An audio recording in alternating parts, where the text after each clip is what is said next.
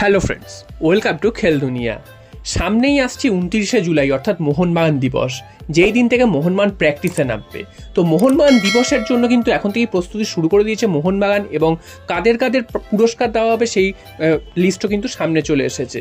তো মোহনবাগান রত্ন এবার পাচ্ছেন সৌরভ গাঙ্গুলি। তো সৌরভ গাঙ্গুলি অবশ্যই একজন বড় ক্রিকেটার, কিন্তু মোহনবাগান রত্ন কি তিনি পেতে পারেন, এটা নিয়ে কিন্তু মোহনবাগান সমর্থকদের মধ্যেই একটা প্রশ্ন উঠে গেছে। কারণ মোহনবাগান সমর্থকদের একাংশ মনে করছেন যে সৌরভ গাঙ্গুলি কখনোই মোহনবাগান রত্ন পাওয়ার যোগ্য নন, কারণ মোহনবাগানের হয়ে তার কিন্তু অবদান খুব একটা বেশি নেই। তিনি মোহনবাগানে ক্রিকেট খেলেছেন খুব অল্প সময়ের জন্য, কিন্তু এছাড়া কিন্তু বলার মতন তার কিন্তু কোনো ঘটনা নেই। হ্যাঁ, তিনি অনেক জায়গায় বলেছেন তিনি মোহনবাগান সমর্থক, সেটাও ঠিক আছে, তবে মোহনবাগান সমর্থকরাই কিন্তু এ নিয়ে প্রশ্ন তুলছে। তো তোমরা অবশ্যই কমেন্টে জানিও যে সৌরভ গাঙ্গুলির কি মোহনবাগান রত্ন পাওয়া উচিত। এরপর চলে আসি বাকি লিস্টগুলোতে। সেখানে হচ্ছে যুব ফুটবলারের পুরস্কার পাবেন সোহেল ভাট, তিনি লাস্ট মরশুমে খুব ভালো ফুটবল খেলেছিলেন। এছাড়াও সেরা ফরওয়ার্ড হয়েছেন মনভীর সিং, মনভীর সিংকে সেরা ফরওয়ার্ডের পুরস্কার দেওয়া হবে। আর সেরা প্লেয়ার অর্থাৎ প্লেয়ার অফ দ্য ইয়ার সেটা কিন্তু আর কেউ নয়, দিমিত্রি পেট্রাটস। তো এই হচ্ছে মোহনবাগানের লিস্ট, এদেরকে পুরস্কার দেবে মোহনবাগান দিবসের দিন।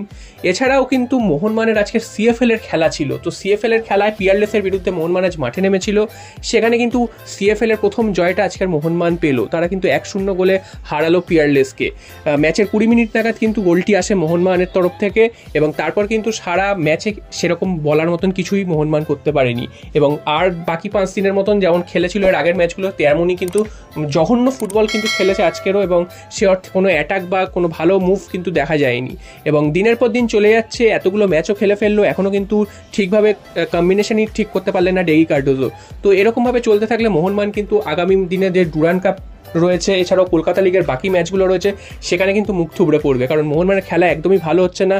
1 মাসের ওপর প্র্যাকটিস হয়ে গেছে, 3-4টে ম্যাচ খেলে ফেলেছে, তারপরেও কিন্তু মোহনবাগান এখনও ঠিকভাবে খেলতেই পারছে না। আজকের জিতলেও মোহনবাগান কিন্তু আজকের গোল খেয়ে যাওয়ারও সম্ভাবনা ছিল, এবং তারও কিন্তু আজকেরও কিন্তু জয় অধরা থাকতো। তো 5 পয়েন্ট নিয়ে কিন্তু মোহনবাগান এখন অনেকটাই নিচে, তারা সুপার 6-এ যেতে পারবে কিনা সেটাই প্রশ্ন। এছাড়াও সামনেই রয়েছে ডুরান্ড কাপ। ডুরান্ড কাপেও কিন্তু এই দলই খেলবে, কারণ 29শে জুলাই থেকে কিন্তু মোহনবাগানের সিনিয়র দলের প্র্যাকটিস শুরু করবে, আর সেখানে কিন্তু 27 তারিখ থেকে ডুরান্ড কাপ শুরু। তো সেক্ষেত্রে বুঝতেই পারছো মোহনবাগানের এই জুনিয়র দল নিয়ে কিন্তু ডুরান্ড কাপে মোহনবাগানকে খেলতে হবে। পরে সিনিয়র দল হয়তো অ্যাড হবে কিছু কিছু প্লেয়ার।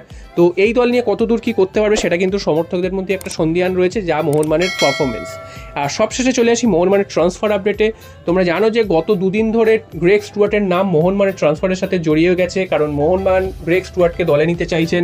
তো গতকাল তোমাদের জানিয়েছিলাম যে গ্রেগ স্টুয়ার্টকে নেওয়ার ব্যাপারে একটা সমস্যা রয়েছে, যেটা হচ্ছে যে ক্লাবে তিনি চলে গেছিলেন ভারত থেকে, তো সেই ক্লাবের সাথে তার কিন্তু 6 মাস প্লাস আরও 1 বছরের চুক্তি ছিল, অর্থাৎ তার সাথে কিন্তু এখনও কন্ট্রাক্ট রয়েছে সেই ক্লাবের। তো অর্থাৎ এই প্লেয়ারটিকে নিতে গেলে মোহনবাগানকে একটা বিরাট পরিমাণ ট্রান্সফার ফি দিতে হবে, অথবা সেই ক্লাবের সাথে কথা বলে তাকে ফ্রি প্লেয়ার করে মোহনবাগানে নিয়ে আসতে হবে।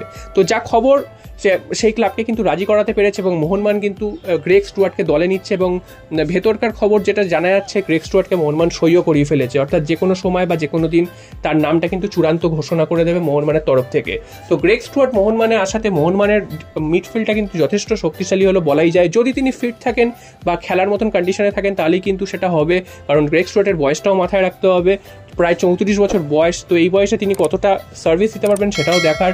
তবে গ্রেগ স্টুয়ার্ট যে ধরনের প্লেয়ার, তিনি কিন্তু খুব দুর্দান্ত মিডফিল্ডটাকে কন্ট্রোল করেন, অ্যাসিস্ট অনেক করেন, এবং কিছু কিছু সময় গোলও করতে দেখেছি আমরা। এছাড়াও সেট পিসে তিনি কিন্তু সিদ্ধহস্ত, কর্নার, ফ্রি কিক এগুলো থেকে তার গোল রয়েছে। এর আগে আমরা মুম্বাইয়ের ক্ষেত্রে দেখেছি, বা অন্যান্য ক্লাবে তিনি যখন ছিলেন তখন কিন্তু দেখেছি আইএসএলে কিন্তু তিনি অনেকটাই নজর কেড়েছেন। তো দেখা যাক মোহনবাগানে তিনি এসে সেরকম কিছু করতে পারেন কিনা। মোহনবাগানের টিমও ভালো, এবং এই বাকি প্লেয়ারদের সাথে তিনি কতটা মানিয়ে নেন এবং তিনি কতটা ফিট রয়েছেন সেটাই সব থেকে বড় কথা। কারণ যখন মুম্বাই ছেড়ে সেই ক্লাবে গেছিলেন, তার দেশের ক্লাবে, তো সেখানে গিয়ে তিনি যে খুব একটা বেশি ম্যাচ খেলেছেন তাও কিন্তু নয়। তো এখন তিনি কতটা ফিট রয়েছেন বা খেলার মতন পজিশনে রয়েছেন সেটাও কিন্তু দেখার।